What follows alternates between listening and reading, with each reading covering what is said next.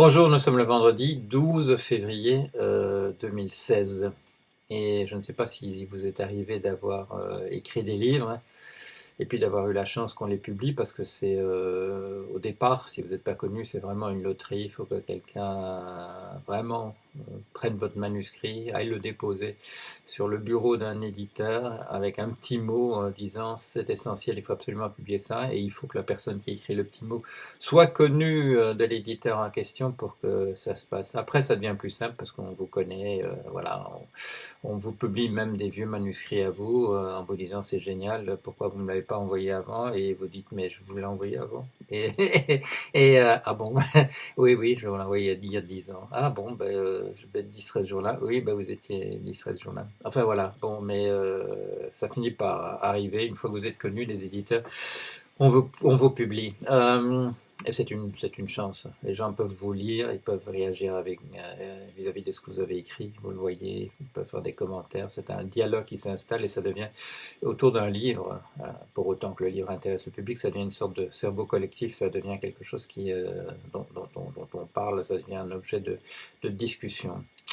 Euh, Pendant tout le temps qu'on l'écrit, on a le nez dans le guidon et ça continue pas encore pas un moment. On dépose le manuscrit, puis on vous le renvoie avec des suggestions de la part de l'éditeur, de changer ceci ou ça, etc. Et c'est un travail de relecture important. Parfois, parfois les éditeurs font des corrections qui sont utiles à l'auteur. Le plus souvent, c'est des malentendus, c'est des contresens qui sont introduits et qu'il faudra après traquer parce que voilà, ils peuvent rester encore pendant un moment, pendant la lecture, ils peuvent se retrouver dans les premières épreuves. Les premières épreuves, c'est voilà, c'est composé comme le livre qui sera vendu. Mais on sait qu'il y a encore beaucoup de choses à changer. Et puis finalement, il y a les secondes épreuves, les deuxièmes épreuves, celles qui donnent lieu après relecture au BAT, le bon attiré. L'auteur finit par avoir tout lu.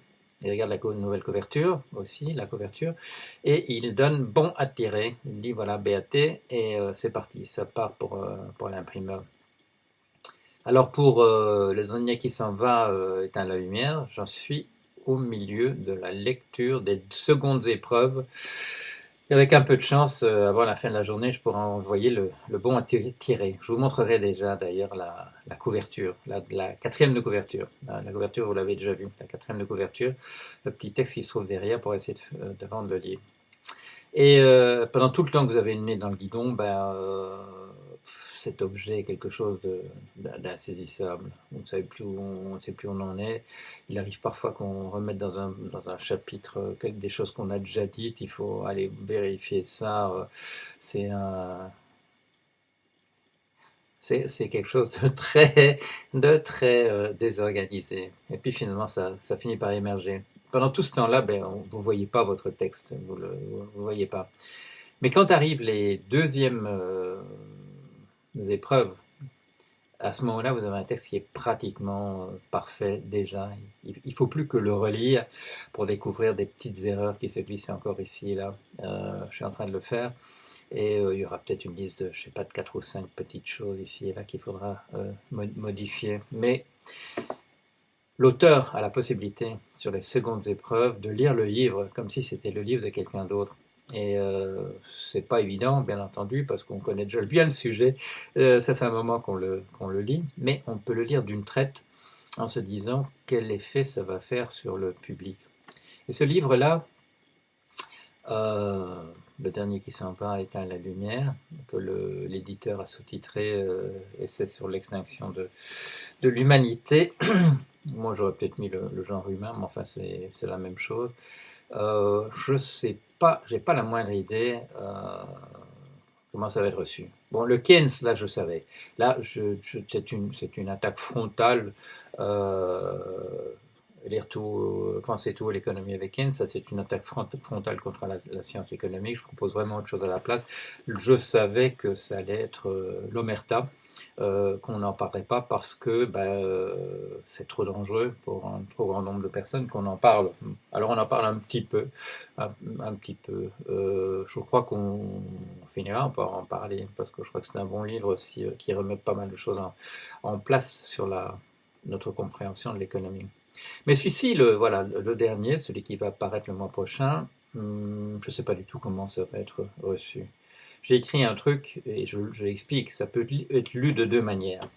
Ça peut être lu comme un brûlot, comme un cri d'alarme, comme une bombe, en disant, voilà, nous allons droit vers l'extinction, ça ira très très vite, si on ne bouge pas, il va se passer telle ou telle chose. On peut aussi le lire en se disant il n'y aura pas de rébellion, il n'y aura pas de réaction, ce sera un livre qui passera relativement inaperçu, on dira oui c'est un Cassandre, on le savait déjà. Et, mais dans ce cas-là, bon, le livre n'est pas acheté quand même parce que ce sera, je l'ai fait dans cette perspective aussi, au cas où ça ne marcherait pas comme cri d'alarme, comme consolation, comme on disait autrefois. On disait ça de certains écrits, que c'était des consolations. Voilà, c'est un portrait que j'appelle véridique. Alors bon, j'ai déjà écrit un livre sur la vérité et la réalité, je sais ce que j'entends par là. Sur la condition humaine, où nous en sommes. Et c'est un regard vraiment, je dirais, on peut dire pessimiste, désenchanté, parce que ça montre que nous sommes vraiment très très très mal outillés, psychiquement, historiquement, du fait de notre système économique, financier, notre système politique, nous sommes très très mal outillés pour réagir à cette menace d'extinction. Il est plus que probable qu'il ne se passera rien du tout, qu'on ira droit dans le mur, que c'est déjà, le scénario est déjà écrit. Mais sinon, s'il ne se passe rien, on peut lire le livre comme comme une épitaphe douce amère sur le sort le sort de notre espèce. Alors j'espère quand même que les gens qui ont des enfants, voilà, qui pensent à l'avenir, que les gens se rebelleront. Que ce sera un petit peu comme ce film Network, vous vous souvenez, le gars qui n'en peut plus, qui dénonce, voilà, qui montre que tout est bloqué partout, que voilà, que tout est verrouillé, qu'on nous empêche sur le plan politique, économique, financier, qu'on nous empêche d'avoir la bonne réaction, la réaction qui sauverait, que tout ça est verrouillé absolument. Que les gens vont éclater et vont dire I'm mad as hell and I can't take this anymore. Je suis absolument, tout ça me rend absolument dingue et j'en peux plus, je vais tout casser. Vous vous souvenez de cette scène, je l'ai déjà souvent montrée sur le blog. Et j'espère que c'est comme ça que les gens réagissent par une rébellion contre ce truc dans lequel nous nous trouvons. Parce que nous sommes une espèce qui a des ressources et nous le montrons je dirais sur le mode machinique, nous le montrons très bien.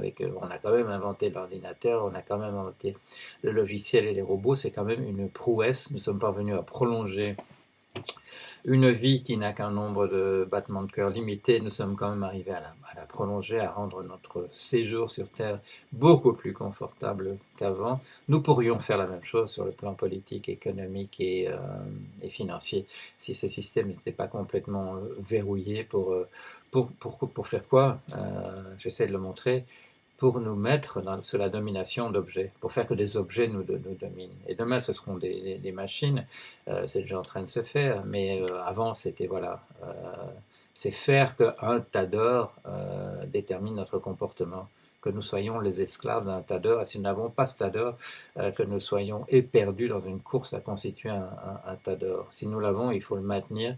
Et bon, tout ça, c'est nous voler notre esprit, c'est nous voler notre capacité à réfléchir. Il faut qu'on sorte ça. Les grandes religions nous ont foutu des fadaises pas possibles dans la tête en nous disant rien n'est comme ça apparaît. Si, tout est comme ça apparaît. Hier, Monsieur Einstein qui nous avait dit voilà, ça se passe comme ça. Eh bien, il y a une preuve de plus que ça se passe comme il l'avait dit. Il y a moyen d'ouvrir les yeux. Monsieur Einstein nous a montré qu'il y a moyen d'ouvrir les yeux. Et dans cette année miraculeuse, je crois que c'est 1909 ou 1905, où il a écrit voilà, tous ces articles qui ont révolutionné la manière dont nous pouvons voir le monde, de la même manière que M. Aristote avait... c'est bien de me dire M. Aristote. M. Aristote nous avait ouvert les yeux sur beaucoup de choses. Il y a moyen d'ouvrir les yeux quand même. Il n'est pas nécessaire que ces livres soient simplement une épitaphe. Voilà. Vous le lirez, j'espère que vous le lirez. Les lecteurs du blog ont déjà vu des petits morceaux ici ou là. Je vais vous montrer la 4e de couverture. Et puis voilà. Ce soir, j'espère, ça part chez un imprimeur. Enfin, ce sera plutôt lundi matin. Et j'aimerais bien que vous le lisiez. Et j'aimerais bien que vous soyez parmi ceux qui n'adopteront pas l'attitude défaitiste, qui diront il faut se rebeller contre ce truc-là. Voilà, allez, à bientôt, à la semaine prochaine.